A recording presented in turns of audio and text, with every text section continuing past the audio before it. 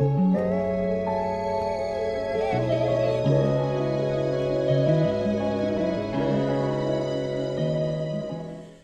we're back again. This is the Transition Podcast, and I'm your host, Rashad McCants. And we're back with another explosive episode. As you all know, every single guest we have is special. And another one of our guests is a good friend of mine, long time, since probably my rookie year in the NBA, 2006, is when I met this amazing human being. And from that point forward, we kept in contact. We actually got to reconnect in about 2011 and was able to train with each other and experience each other's professionalism. And since then, just made a complete transition into another passion of hers. I like to welcome to the show Miss Alicia Bell from Toronto, Canada. How are we doing today, Miss Alicia? Hi, I'm good. Thanks for having me on your show. And yeah, wow, 2011. I can't believe it's been that long. And I want to reiterate too that this podcast is open and organic, so we're not gonna be dry. We're not gonna be scary. We're gonna open up. We're gonna talk like we best friends, and we're sharing life experiences, so on and so forth. So just give us a little background of who you are, where you're from, and where you're at right now. Okay, well, my name is Alicia Bell. I guess online everyone knows me as Train It Right. Originally from a very, very small town called Plaster Rock, which was about a village of like 1,200 people where everyone kind of stays there and does a lot of drugs and never really leaves. Um, so yeah, I originated there. I went to university in Halifax. I took a Bachelor of Science in Kinesiology, ran track all throughout university, competed at a pretty elite level. Um, Canada Games, Olympic trials, never made the Olympics. So started coaching track um, during university and kind of carried that on. Coached Team Canada in Israel at the World Maccabi Games. I've coached a lot of teams at nationals and things like that, and eventually started competing. And here I am today, yeah, in Toronto, calling Toronto home. Wow. Um, I think you're being modest about the accomplishments, especially in the track. I think we should revisit, the origin of this track passion and how you became so successful at being a track coach. Not only the successes that you had early on as a track star, but unfortunately wasn't able to go to the links that you wanted, but was able to transition into coaching. Talk about your passion for track and how in the university how you were able to continue to keep going and keep pushing and keep following that dream, that passion. Well, track was my first love of all sports. Like I played all sports throughout high school, but track, like 100% was it. I was dead set when I was like a kid that I was going to the Olympics for track. That was like 100% my focus all the time. And when I was in university, I just wished, like looking back on it, I wish I had a coach kind of what I became because there's a lot of things that they don't teach you about nutrition, mobility, rehab, all sorts of things that you think would be covered in a university program that at that time weren't. And I was I was only limited by like what was available to me, and a lot of my teammates and friends, everybody was making like bigger teams like the Olympics and things like that. And it kind of came to a point where I wasn't, and I was like, you know what, like I still love the sport. I want to be involved in the sport. So I'm gonna, instead of being the athlete, I want to take what I've learned through my degree and my experience and coach athletes to become a better athlete than I am. And so I kind of was making a transition in university to coaching already. And then after university, when my athletes were like beating my personal best and my personal records, I was like, okay, time to retire from track and focus more on coaching. So Mm. um, that's when I kind of transferred over into coaching. But I had a lot of opportunities to learn from like the best, the head coach of Team Canada, Glenroy Gilbert. I got to learn a lot from him because I had moved to Ottawa, where Canada is kind of based out of like the Team Canada coaching, and learned from him.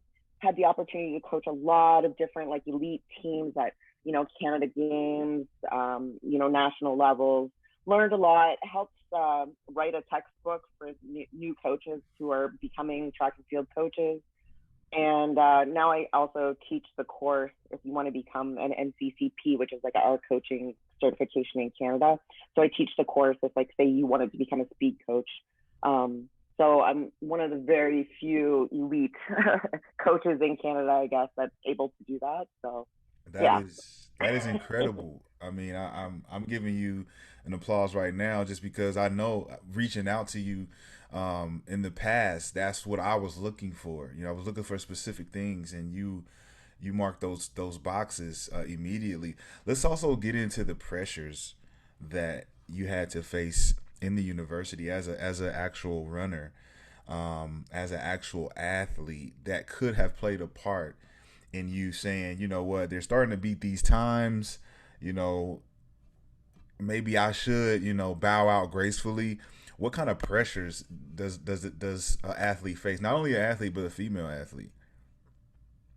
Um, well, like track was my whole life, and being an athlete, I had always associated myself with being a track and field athlete. There was no other, that was who I was, and it took a lot for me to like reflect on and be like, it's time to move on. Like, in track, it's not like when you become a professional track athlete, it's not like there's very few people getting paid well, and a lot of it comes down to like sponsorships and things like that. Like, Andre DeGrasse is like our kind of superstar right now in track and Yeah. field, but he's making most of his money from his endorsements, Right. not from being a professional athlete for Canada. As a carded athlete, I'm probably making more with my personal training, online training clients now than he makes per salary with that. Like, that's kind of where the sport is, especially in Canada.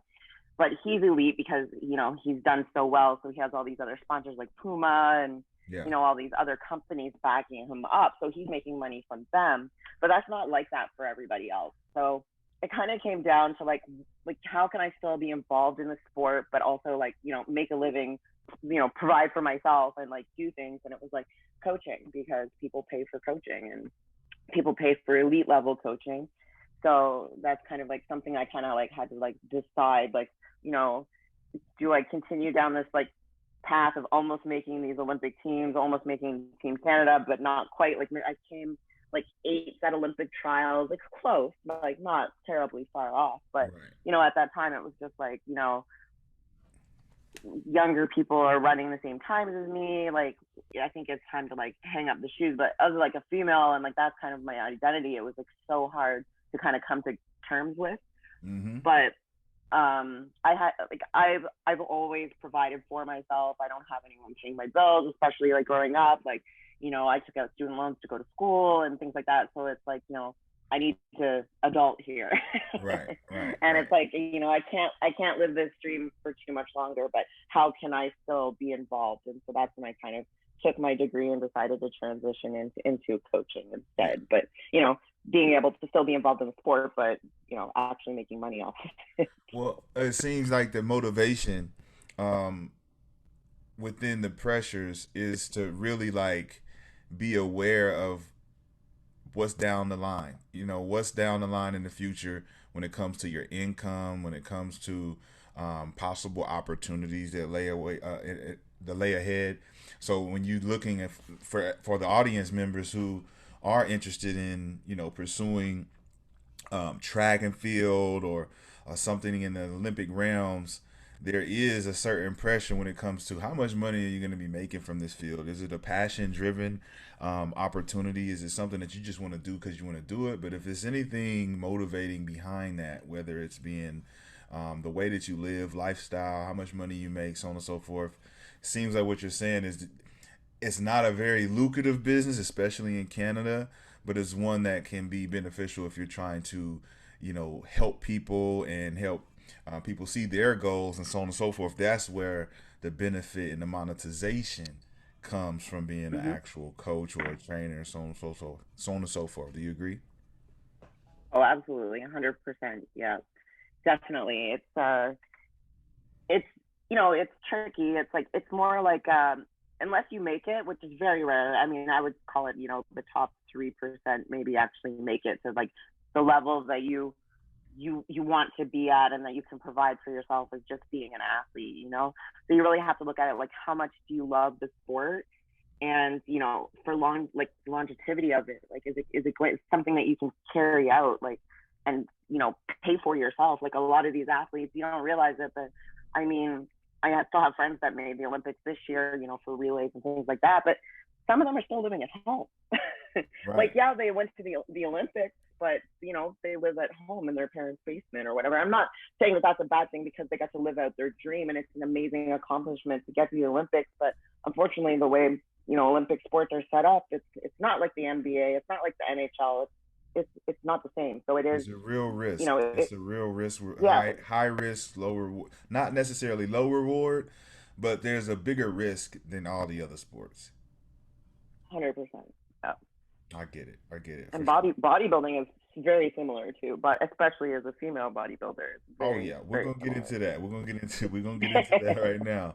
So as far as online coaching, the pandemic, the opportunities that lies await for all of the coaching that, looking for those opportunities to kind of get new clients, on and so forth.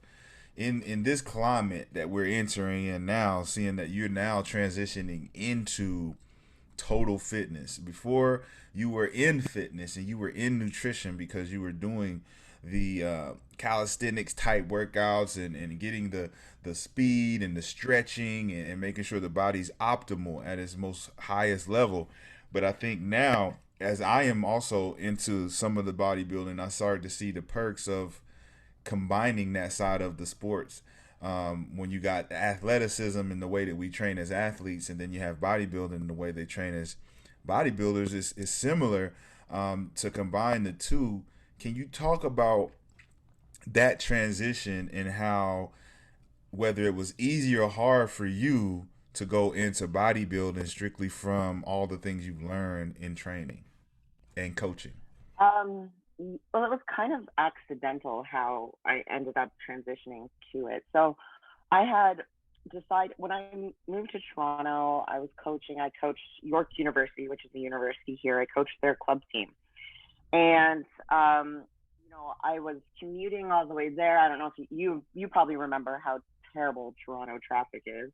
So I'm wasting like half my day driving all the way like north to York University and then back down Toronto where I was living. And so I was wasting all this time, and I was like, like I love coaching, but again, like I could be filling that time up with clients or like doing work. Like, so I was kind of transitioning. I like told the university like, hey, like I'm not going to be continuing coaching after this season, yada yada yada. And as it turned out, I would say like a lot of my athletes at that time had gone to Ryerson University, and they were like, Alicia, you should start your own club. We want we want to be on, like, we still want you to be our coach. You're our coach. And I was like, you know what? Okay. So I started my own club, and I was coaching my own club. And then a lot of those athletes, grew up because I was coaching like the York University club team, not the university team, but the club team. So like the younger athletes. And so then I started my own club, and they all came to my club, and then they all like got older, graduated high school, and went to a local university, and they recruited me basically, kind of made that staff for that university hire me. So I was the head coach for Ryerson University. And so I was coaching them at that time.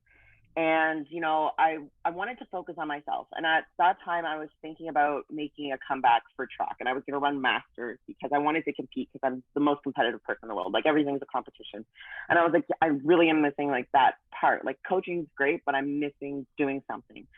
So I was like, you know what, like I'm going to compete. That's it. So I was like, you know what, guys, this is the last season I'm coaching. I'm going to take a break, yada yada yada yada. And during that time, actually, what had happened was I found out that I had a tumor, and the tumor needed 7 rounds of chemo to get. So I was always that like athletic person. I always worked out, like, but I didn't specifically bodybuild, but I always had abs. Like I was fit, right? And the chemo made me like puffy and like I didn't like it. I didn't like how I felt and like whatever. And my friend was a bikini competitor and she's like, you need something to focus on. She's like, you should do a show. You're in the gym anyways. It's a good distraction. Like it'll make you feel better, whatever, whatever. And I was like, you know what? Like I hate the idea of competing for like a subjective sport where, you know, it can come down to like they don't like your suit. Mm-hmm. And like Mm-hmm. that's if Yep. someone has a very similar physique as you, but the head judge likes the red suit better and you're wearing blue, like you could lose. And I was like, you know what? I do need something to focus on. I want to compete at something, like let's do it. So I started my first prep when I was going through chemo. I finished the chemo and then did my first show like during it. But the competing gave me something else to focus on because the whole time I was going through chemo, I was like, it wasn't a cancerous tumor, but it was a migrating tumor that could have like ended up in my heart or my brain or caused cancer. Like it's very rare to get, and they removed it the first time, and then it came back, which is also very rare. So lucky me. But Right. I was just like the whole time I was like, I'm gonna be fine, I'm gonna be okay, but I just need to like not think about it and just like live my life as I normally would. So even though like I was exhausted and like feeling like crap, I was still like focused on something. So it gave me something to focus on, which was amazing. Um, but like during that time, I kept everything the same. Like I was still training my clients. I had started my online business at the time. So I was lucky when the pandemic hit because most of my clients, I would say like 90% of them were already online. Right. So I was already an online coach at the time too. So I was just kind of transitioning from, you know, focusing on others to like focusing on myself. And that's when I started competing. And it wasn't like I had planned it. It wasn't that I wanted to do that always. But as soon as I got on the stage for the first time, I like absolutely loved it. And I was like, I lost and I hate losing. So that kind of spiraled me into like, I'm freaking winning and like I'm not stopping until I win. Right. Right. Right. So let's get into the one thing that people often question but don't really do research into when it comes to bodybuilding. And I fell a victim to this early on when I started to watch these commercials, these infomercials on bodybuilding and get your abs nice and look like this. Then I started to find out that these were paid models and that they didn't go through the actual rigorous promotion that they were up there, pushing in your face. And that they've always looked like this, or they've spent years trying to get their bodies like this. So as I go into training, I start to see the stigmas of the industry, but I also start to see how long it takes to get it right for yourself, for your body, for your genetic structure, and the things that your body needs. There's a lot of different diet plans that they got out there, workout plans that they got out there, but there's no assessments to your body, to what you need, to what you can adjust to, all these different things. But then there's the supplements. And then there's you got guys out there, girls out there looking amazing and incredible, and you're trying to figure out why you don't, look like that and you work just as hard. Is there I mean, we don't. Well, we kind of do. It doesn't matter. Blow the roof off of it or not. Blow the lid off of it. Is it? Was it a surprise when you got into the bodybuilding of certain stigmas that you started to find out about when it came to working out and how long, all the different nuances to get your body the way it needed to be for the stage? Well, you know, like I had a lot of knowledge like going into competing, but it like to the general population, like it's tough because you see a lot of people on like I've been on like the cover of like three different magazines, and those shots for the magazines were taken when I was post show. So after I do long prep. So that was like after like an 18 or 22 week prep, and I'm like basically my leanest. And then that is the photo shoot that the magazine picked to put on the cover. So technically, I prepped for the shoot, and I don't look like that all the time. Right. And there's a lot of like false I guess, because people like, oh, I want to look like that, but like, like you don't have the genetics I do, you don't have the years of training I do, you haven't followed the diet that I did for 22 weeks. Like, it's impossible for the average person to be like that. So there's so much false information where they're like, get shredded in 12 weeks. Well, Right. somebody might be able to on that particular program, but other people have, different health complications, different genetics, different, reactions to different foods. Like what I have to do for a prep, most people would probably die. Like Right. I have to go really low carb, high cardio. And most people, A, aren't willing to do that, or like B, like feel like shit and can't function. So Yes. sorry if I'm swearing, but Let's talk they about feel that. bad and like Let's talk about that part. The feeling. Like when you're going mm-hmm. through those type of adjustments, with the body, with the nutrition, you go through some really, really traumatizing times when it comes to like not knowing why you feel a certain way, the energy levels, being hungry, knowing you can't eat. Talk about those type of shockers going through those things. I mean, I know it's not your first time, but as a bodybuilder, how does that affect the psyche? Oh, it affects everybody differently. There's been times on prep where I lived in like a 3-story condo and I'd be on the top floor and my doorbell would ring and it would probably take me like 4 minutes to go all the way down the stairs because I'm just like that exhausted. Like it's hard. Like, and women are, especially women, we're not meant to be such low body fat percentage. Like our body is meant to reproduce. We store more fat to protect our organs so that we can have children. And our body will fight. It'll fight the whole way to prep. And, you can also assume, especially anybody at a pro level, 9 out of 10 people are probably taking substances Yeah, to, yeah, yeah.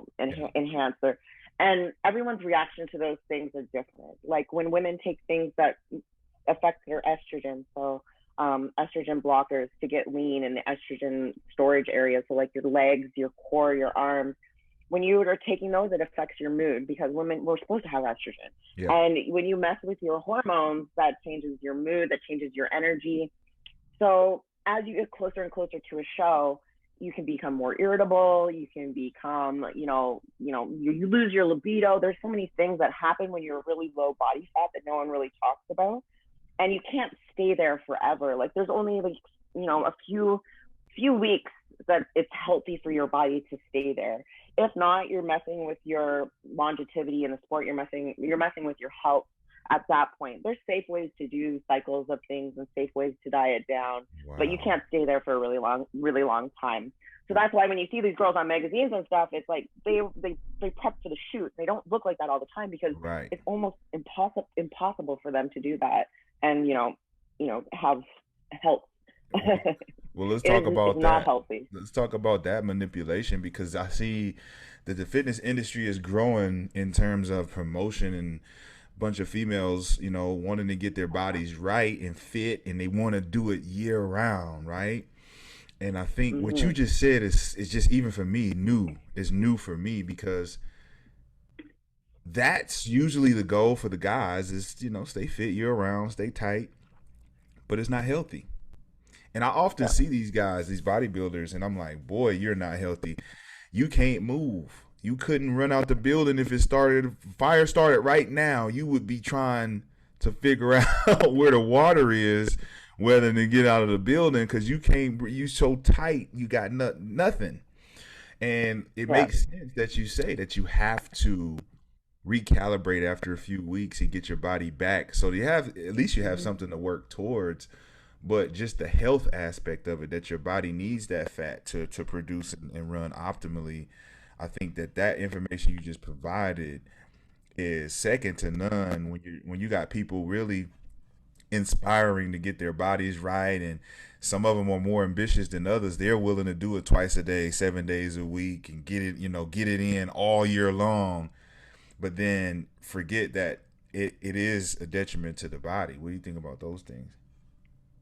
Yeah. I mean, it's for like let's put this well, use this as an example, myself. So I didn't start competing in the category that I'm in, until 2017. I did one open show in 2017, and that was nationals, and I was third. And the next year, I vowed that I'm going to win my pro card. So 2018, I started prep at the end of 2017, so October. And I did a long prep. Most people don't do long prep, but I prepped long. So I started in October. I got on the first stage, which was Arnold Amateurs in March. I came second, just missing my pro card. And then my next show was June. Same thing. I just missed my pro card. So I was like, I'm going to keep going. I did July, which is like the third show in a row. And that was, I just missed my pro card again. And then the next show was October. And that was when I won nationals. And I won the overall. And so I had done 4 shows that year. But my body was like tanked. It was done. It was like, that's a long time to basically continue being prepped, like prepping. Wow. It was tired. I was tired. Like, I was really like, as soon as I walked off the stage, I'm like, okay, now I can rest, kind of thing. And I haven't stepped on stage since then because my body needed rest. And I want to be in the sport for like a long time. So, you know, I did my pro debut, so then I did my pro debut. I took a little bit of break, a couple of months, and then I started another prep, did my pro debut. So 2019, it's now 2021, and I haven't prepped since 2019. So it's been over 2 years because I did so many shows in a row. And a lot of people love the look, especially women. You love it when you're lean. You love it when you look, you have abs and, you like that look and you want to keep it. But the longer you keep it, the worse it is for your body. So the longer that I was in prep, obviously I knew my body was stressed out.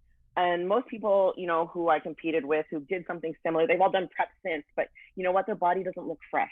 Right. Their body is still stressed. They didn't give them enough time to recover. And it's hard because I love to compete. But again, my mindset is that I want to do this for, many more years to come. And I need to take that, this much time off from doing that many shows because it's not healthy.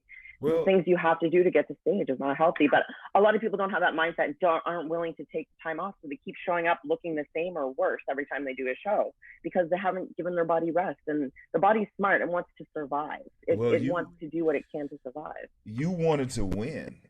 I mean, I think that's the differentiator for you is you set the goal that, okay, I'm too competitive to just be out here competing for the sake of, I need to win.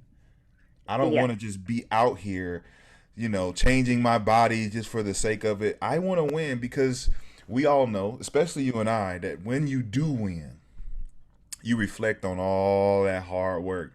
And when you say 22 weeks of prep, I commend you. I'm standing ovation right now because 22 weeks straight, whew, man, you talk about a tired body. You talking about a tired mind. But ultimately, when you look at your pictures, that's that's where the happiness comes in. That's where the joy and the I can breathe with satisfaction because this is the result. This is the end result, and it was immaculate.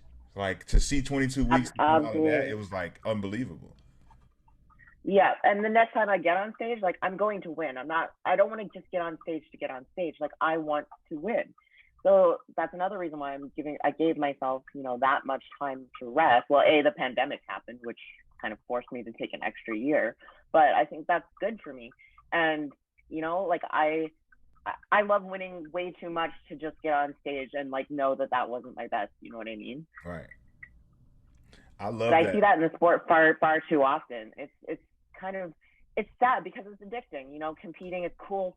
Stage is amazing. You get glammed up. You get your tan. You get your makeup done. You get your hair done. You feel like a Barbie. You take all the pictures. But at the end of the day, if you're doing it and you're placing last, 16th, anywhere after 16th is considered last. So if you're placing, 15th, 16th, what's the point? I don't know. For me, I'm not getting on stage just to get on stage. I'm getting on stage to compete and to win. Right. That's a lot of different people's motivations too, is the fact that they just attach to the vanity. When you're attached to the vanity of bodybuilding, which is very, very easy to do because you see these nice figures, nice bodies, And a nice body can make a pretty face. You can't tell Hmm. the difference because everything looks kind of nice, right?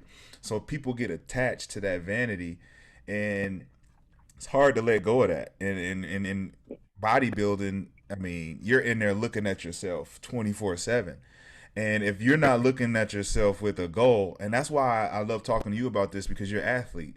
We don't have any personal ego behind looking good and trying to, we already know how we look as athletes. It's about maintaining our athleticism, the confidence that we can go out, and if we needed to run in an emergency, we know we can run because we still have the muscle memory. We don't have the aches and pains. We worked through all those things. But the other side of the coin would be, these people are going into the gym for appearance sake, strictly for appearance. Me personally, I go in because I know that if anything does happen, I'm going to be prepared for it physically. I'm a Hmm. Hmm. physically demanding person, and I'm preparing for, if I need to move a car out of the way in an emergency, I got the strength to do that. It ain't about how I Yeah, look, it's about what I can do with what I've been doing. And I think that athletes' approaches are different than the regular person that's just, either want to fix their body, they want more attention, they want that recognition and validation. Us athletes, we already have all that. We've gotten recognition, we've gotten attention. Now at this point, it's about maintaining what we've built over the years. absolutely. Yeah, athletes first. And bodybuilding is as great as it is. It's a lot of people use it to feed their ego or compensate for something that, their shortcomings, or something that they're going through in life. They're compensating for something. And that's where it gets even more unhealthy, because, it's like this terrible mindset that they have to look this way for forever because it's feeding their ego, and then they're just a really unhealthy person. And like you said, like something happens, like especially these big guys that stay big, it's like, for what? Like, what, can you scratch your back? Like Right. like, I love the sport, I love it, but there's also a lot of people doing it for wrong reasons. Right. And I run into that in the gym looking for clients. You know, you want your client to take it serious. You want to take it serious. But when you know your client is in there and all they want to do is legs because they want to get their butt bigger. And it's like, okay, so what are you going to do in the real world that needs all this muscle in your butt? Well, nothing. I Well, just want to look, I want a nice looking butt. And it's like, okay, we can do that, but there's not going to be a benefit behind it. right, but that's also what I wish especially women would know. Like, for me, I wasn't aware, well, not aware, but like, so my body genetically, I'm very gifted when it comes to putting on muscle mass. For my genetics, like for what I take to compete and whatever, it's very minimal. It's like what bikini girls take to look the way I do, but my body just wants to pack on muscle. But the thing is, when you pack on muscle, it looks great when you're dieted down. But then when you add on even a little bit of fat, like, you look thicker. But it's also very uncomfortable. Like, when I'm in my off season, like, I don't think I look bad at all. You know what I mean? Like, I'm a thicker girl, and I Yeah. never used to be. I Right. never used to be. So if you want that look of those, like, big legs, big glutes, you have to know that, like, you're only going to see those lines and those things when you're dieted down. And then you add a little bit of fat, you get more curves, yes, but it's not necessarily the most comfortable thing. So if all you do is hammer your legs and build a lot of leg muscle, when you add a little bit of fat on top of that, like, what are you gonna wear? Like, all you can wear Right. is leggings. Like, I don't know what to tell you. Like, it's uncomfortable. Like, And it's let me add to that, because your figure is perfect for what happens when you do go into building the legs and the ass. And when I first met you, you were petite. You were a runner. You could tell you were a track. You definitely had the tone. You had the hammies and the quads, but you was by no means thick. And mhm. I always say, I'm looking at these females training, and they want a big plump butt, right? And they don't understand that that big plump butt is not what this girl's in here doing them squats. When you have a muscular butt, it comes from lifting. Like you have a strong muscular frame, and that's become because you're building muscle in the glutes. These Mm-hmm. girls think that what they're seeing in these IG models come from the gym doing glute workouts and doing hip thrusts and all these things. And I'm like, no, Alicia's butt is the butt you're going to have if you go in there twice a day, every day, and do it the right way. Yeah, fact. If you Absolutely do it the correct. right way, you're going to have these thighs, this butt, and these quads. If you do it right. Obviously, these girls are not doing it right, and they're not doing it enough. But they seem to think that these other girls are the blueprint when it's really you. You really have the blueprint for the bodybuilding and in the glute building, but these girls seem to think that that loose booty is what gets is what promotes this fitness side, and I think it's backwards. What do you think about that? Yeah, it's 100% backwards. But the thing is, the way our society is, and the way social media is, everybody thinks that there's a quick fix for something, and it's like, if they like, oh, so and so's like booty wagon Wednesday workout, booty workout, like with the bands and whatever, like. Sure, you're gonna feel something when you're doing these workouts, but you're not actually building anything. You're No. not. You need to eat properly, fuel your workouts, and train hard with waves. Like it's there's no shortcut to like getting like a fat butt. Like it's not that's But not that's not I how you're found gonna get it. out watching women's bodybuilding videos what it really took to build muscle in the glutes, right? And it was the shocking of the body, shocking the glutes, shocking the hammies, shocking the quads, right? And that's pushing the limit. And I started to watch a little bit more of Arnold and Charles Glass, and then of course Mr. Ron Coleman, and starting to see how they push through that threshold of pain.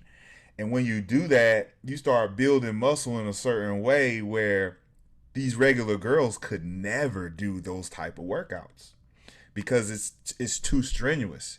And it's one of those Mm-hmm. things that I started to do it, and I started to see the difference between a band workout, which is more so activating the muscles, and really doing leg press to really open up those fibers of the muscle and really get that blood in there.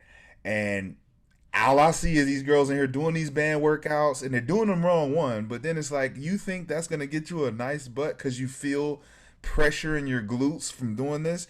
Like, we literally as basketball players do these workouts just to warm up. We're just Yeah, warming up the fact. glute.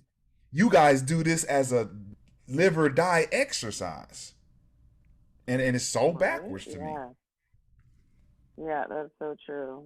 That's that's 100% true, but it's also like, you can work as hard as you want in the gym, but if your diet and your nutrition isn't on point, like, it's like you're kind of spinning your wheels, you're spinning Yeah. your tires, like nothing's going to come of it. I mean, you're just going to continue like, working hard, spending all this time, but at the end of the day, you're wasting your time because you're not actually, you know, doing what needs to be done to see the changes that you're like creating in the gym. All right. So let's get into cardio. Mm-hmm. How important? Because there's a lot of different trainers who talk importance of cardio. Like Charles Glass says he doesn't coach or teach cardio at all. Like, it's very minimal for him, and it's more so putting the work in during the workout that burns the calories, but very minimal. But then there's other guys, Mike O'Hearn and different other bodybuilders who's like, look, we got to get the cardio if you're going to burn. You got to do the high intense training, interval training, and all that. Tell us what your take is on cardio and how it helps the body during that time. Um, for me, and like what I've come to learn, there's no one size fits all for cardio. It's kind of like nutrition, um, where like one thing works for one person and one thing doesn't work for anybody. Um, you know, I think there's a time and a place for all types of cardio in a prep, depending on your goals and what your body needs at that time. Each prep is also different. So, like, one prep you might only need steady state walking cardio to get something going, and another prep you might need hit cardio because your body's not responding. But there are those outliers of people who don't need to do any cardio and can get shredded just off diet and training alone. They exist. Genetic freaks exist in all sorts of realms for like different things. Like, I doubt that I could ever bring myself to the type of intense workouts that Ronnie Coleman used to do, where he's basically like, crying and crawling out of the gym, like when he on his leg days. Like, I push myself, but by no means am I like, I'm probably not expending as much effort and intensity, definitely, as Ronnie Coleman did on his leg days. You know what I mean? Right. So he probably didn't, I probably have to do more cardio to elicit the same results that he would get from a workout, because he mentally can bring himself to that point of pain during a workout. Not everybody, like, as we were just talking about those girls, you know what I mean? Like, it's like not everybody can bring themselves to that point of, psychosis during a workout to get that much effort and intensity and calories burned during a workout. But yeah, like my take is that every prep is different. Every person is different. Like, I've had people, guys and girls, that I've prepped for shows or lifestyle or whatever, that have done like less than 10 minutes of cardio a day. And I'm just putting the cardio in at that point for their heart, for health purposes, for actual cardiovascular, not for fat burning, because I just feel that, you do need to move, and you do need to get the blood pumping through your heart and through your body, to flush out toxins and just, move lymph around and get things out of your body. So I put it in there, but they were already shredded. They don't need the cardio. They don't need that 10 minutes. But I think, like, for health reasons, you need to have a minimum of maybe like 10 to 15 minutes of even just walking, just for health. I think that should exist, maybe 2 or 3 times a week. If you have a sedentary job or whatever, then you need to, like, get walking maybe like, 2 or 3 times a week, 15 minutes, whatever. If you have a job where you're working construction and stuff, well, I mean, manual labor, like, that's your cardio. You're moving. Like, so maybe those people don't need as much cardio as like an office guy does. Like, you know what I mean? So I think it's very individual specific. So as far as diets and nutrition goes, what do you think about the process of finding out blood work, finding out what your body's, immune to, what your deficiencies are? A lot of people start working out, they jump in. I see a lot of obese people just jumping into workouts. They're like, oh, I need to lose weight. I'm going to the gym and I'm going to do whatever they tell me to do and hope for the best. Oftentimes I find that to be that I find that to be the most discouraging thing, just as a trainer, watching other trainers accept it, where these people come in and they're like really obese, and I say to myself, why are these people not starting with the diet? There's no way you're going to build anything from where you are now without getting to the root cause of why you can't do it. So you got all this fat and you have no control over, like, you're going to have this workout and you're going to go eat bad again right after this workout. You said you wanted to lose 150 pounds. We just worked out for an hour. You lost about 2 pounds. You went home and ate fried chicken. Like, this is what people do without the direction. I got to work out. So in their mind, they're saying, I did what I was supposed to do. Now it's time to reward myself.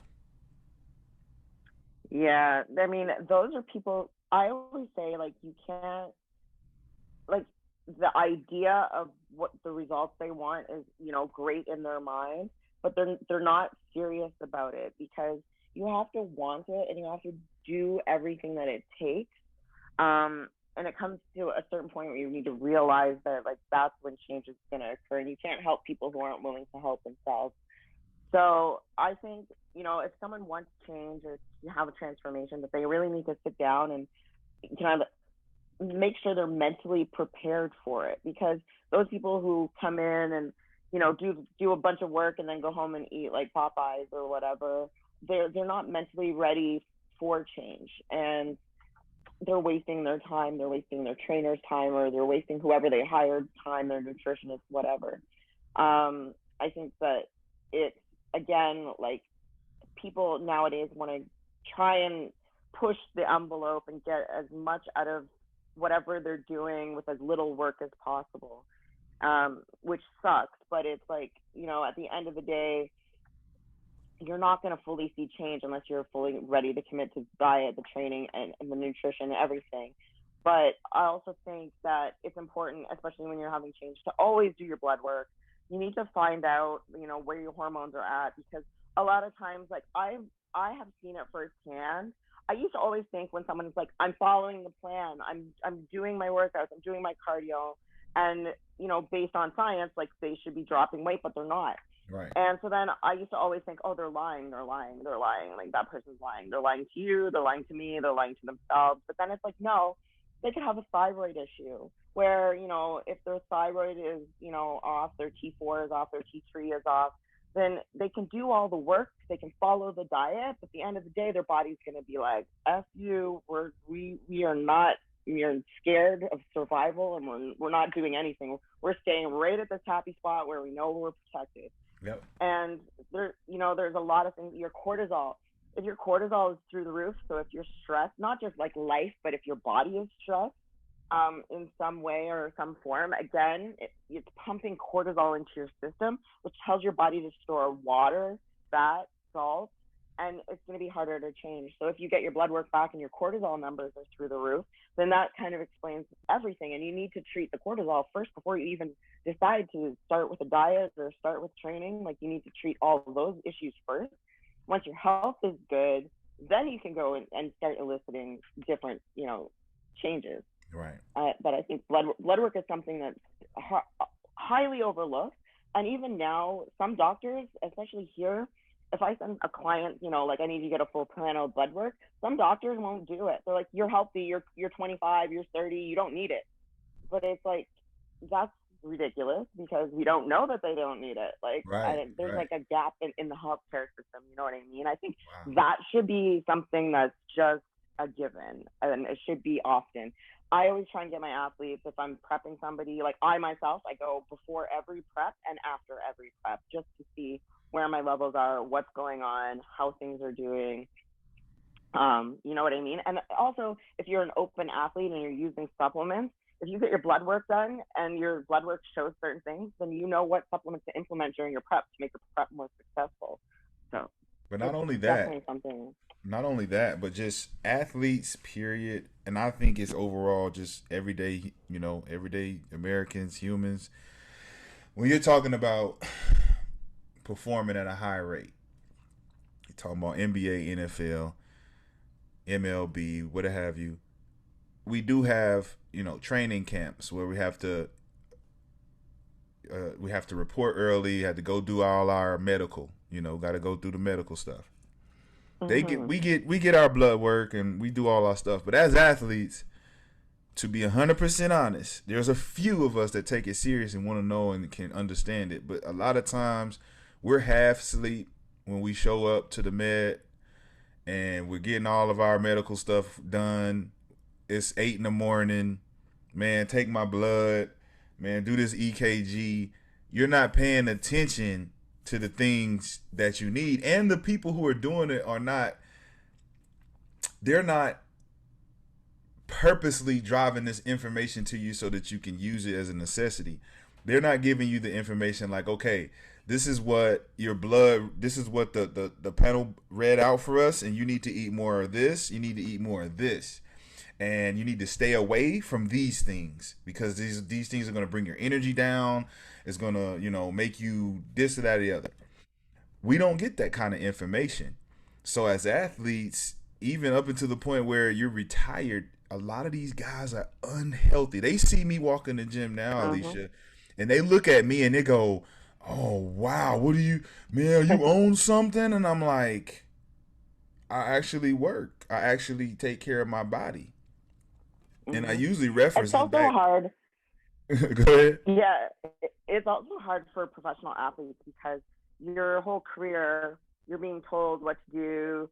you kind of eating the same foods, and like day in day out, and you kind of know how your body like looks and responds to it. And the moment you take out all your training, so your strength training that they've planned for you, all your games, all the food that they Yeah. provide for you, refreshments, whatever, and you go from that to eating whatever your little heart desires. You're working out less. No one's telling you to go to the gym. No one's telling you to train. No one's telling you to do whatever. Like a lot of people kind of like, oh, now I can rest, and then that's when their health goes to crap. Whereas like you're like I'm an athlete for life. Like I want to be working on myself. Like you're kind of an outlier, because a lot of people like retire or stop playing whatever sport, and they kind of drop off the ball because no one's like telling them what to do or what they have to do. And it's like, that's where these guys are kind of like don't get it when they see you, and they're like, oh, are you on something, or are you like whatever? You're like, Yeah. nah, like I'm on my grind, because I'm that's on a what I do. real grind. A real Yeah. grind. And when I reconnected with you, you reaffirmed what that grind looked like, because I was blown away. I said, "Wow!" When you talk transformation, when you talk, I know she has an amazing story. You can't go from there to there without an amazing, incredible story. And I immediately felt liberated. I immediately said, "Oh," like I was smiling, saying, "Oh my God, that's Alicia! What? She's killing it!" And just so happened, I'm starting to the last 2 years, not necessarily incorporate myself in the bodybuilding community, but just paying more attention to it, using a lot of the methods that they use in bodybuilding into my training aspects with the athletes, and being able to be an example of that allowed me to say, okay, I got the body now that matches my Hmm. mentality. I can go out here and coach people and really give them real results. So you was able to show me that that's possible through that determination and that discipline, and it just it opened up the floodgates. And I think that other athletes, when you can have like they all reach out to me, Catino, Mobley, all these guys, they all they look bad, they got the dad bods, and they see me, and they immediately, and I know you get this as well, when people see you and they want that look, and they're just like they don't know how to not look at you, because they're like, wow, That like happens you. now. That happens now. Like when I go out, like I very rarely go out. I think this past month I've gone out like three, maybe four times, and that's the most I've gone out in 2 years. Like 3 years, no one's seen me or anything, and everyone's like, "Oh my god, like what are you doing? Like what the heck?" Like wow. And then I get the questions like, "So what do you think that I should eat or what?" I'm like, Yes. "Oh gosh, Like that's a great what do you?" feeling when automatically they look at you as the mentor. Like, Yeah. so what do I need to do to get better abs? So, so what do you think about lunges? And it's like we're eating right now. I know. Oh my gosh, 100%. Like I you wanna talk know. about lunges now? Like I'm in the middle of cutting my steak. Well, why did you order your steak like that? Like, is it special? Like, what is your diet? Do you like? I love it because now I get to teach, Yeah. and I that's do. I love it, but sometimes like it's like when I'm like trying to be social, like I'm like making an effort to leave my little bubble of the gym and my yeah, house and my dog to like be social, and it's like now people want to touch my arms and like yes. ask Hey, me about my legs. but think about this. Think about where the conversation would go if you wasn't fit. Think about how socially Yeah. awkward everyone is today, based on the point that they don't really relate to people. So the relationship that we have with these people who have these inquiries about what we do is the fact that they want to look like us. Soon as they see us, they Yeah, say, and "Oh we my can God, inspire them. Yeah. I want to look like that." So let me go over here and ask them. How did you like? I got people coming up to me in the gym. So, and I'm an introvert. Like I'm the headphones guy. I don't give eye contact. None of that. People come up to me and they'll ruin my whole music vibe. And hey, tap you on the shoulder. So I'm trying to get my back in the middle. I don't know what I'm looking around like, why are you asking me? And he's like, but you have nice back in the middle. Could you tell me how? And I'm just like, of course I can tell you. Let me show you, because you're doing it all wrong. And you want to just be a coach right then and there. And it's just a great feeling. And it's something that I think everybody wants to feel, is that importance. Yeah, I mean, Like, you feel I important. love inspiring people. Yeah, it's an inspiration for sure. Hmm. Yeah, no, I love inspiring people, and it's like, you know, like a lot of the people who know me right now in the sport know me from the sport, but they don't know, like, you met me before I was competing, and when you know exactly what I looked like before, and it's it's kind of funny because people just assume like, oh, Alicia's always looked like this, Alicia's always been like super jacked, Alicia's always won all these shows, whatever, but it's like, no, I really haven't. So it's amazing to like think that if I actually tell people where I'm from, like I'm from the middle of freaking nowhere, a village of 1,200 people, and I think I was probably like 125 pounds when we met, Yeah, and you that's know what what I I. mean. And it's If you like, were to show your before after photo, it's pretty wild. oh, I like when you posted it sent me the more. picture, I first of Oh all, my, first of all, how the hell do you still have that picture? I have these albums on my Facebook from when I used to like go out a lot, but they're all hidden. I don't have them public, but I still get the memory like Unbelievable. notifications for each day. It's like, this is your memory for today from 10 years ago or whatever, and it was you, I and I was like, what remember the the heck? whole And I night. was like, When I seen the picture, the whole night resurfaced. The whole, and I remember when we reconnected, I couldn't remember that night. I couldn't remember it. I was like, what? We was, yeah, Toronto. I remember I was with Ricky, and then there was Mona, and yeah, I remember, but I don't remember because we was drunk. We, all that stuff. But then I yeah, seen the picture, and the picture immediately brought. We were in the limo. We were at the club. We were like doing all a bunch of crazy shit, and I was like, wow, this is at least, wow, she sent me this. So I'm like, I wonder if people do know that this no, was you no, beforehand. no, no, they have no idea. They have no idea, but And we it's actually have fun. another picture on the internet too. I remember the last picture we had took when we were in that apartment in LA. That's still on the Really? internet. We took I that little haven't picture in the seen it. hallway. Oh, I was wearing a white tank top, but Yeah, I haven't seen that picture in forever. yeah, that was the picture. I remember scrolling trying to find some pictures of me, and it popped up, and I was like, wow. I wonder how Alicia's doing. Yeah, yeah, it's so strange. It's like the other day, like when I reached out to you, I don't know, I was just like, wonder what's Rashad up to? Let me check, and I'm like, oh, found him. It's like Got him. Instagram. I was like, Well, got him. let's conclude here. I've had a ball with this, like, cause we do the same thing, and Mhm. over the years, it's been a blessing to be able to work with you, and for you to give me tidbits in the track industry, and how to maneuver. I know now about, when I watch track, who's fast and why.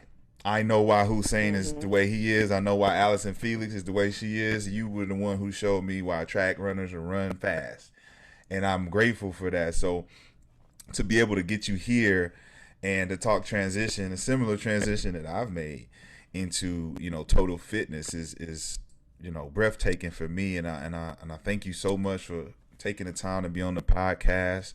Is there any place that the people can find you, social media links that you want people to reach out, because there's going to be some people who want to know how to get into this fitness life, and to best optimize their bodies and their minds and their spirits? Let these people know how to find you and your social media links. Yeah, everything I'm really easy to find. Like everything is train it right across the board. So TrainItRight, train it right. So every social media that exists, everything is train it right. So very easy. And my website is trainitright.com. So There you go, that's how you can everybody. find me. There you go. And I'm telling you guys again, you're talking about someone who's just a breeze to work with, but it's also going to push you to the limit. This is somebody you definitely want to reach out to. Ladies, you want to get it right, you need to train it right. And that's the only thing that I could say to you for someone like this. You look up Miss Alicia Bell, you check out what she does and how she does it. If you want to transform your body, you're going to reach out to her immediately because she's top notch. And she's going to take the world by storm in the next few years on the bodybuilding circuit. So be on the lookout. I want to thank her again for joining the Transition Podcast, Man to God. And I'm your host, Rashad McCants. Thank you for listening to another wonderful episode. Until next time.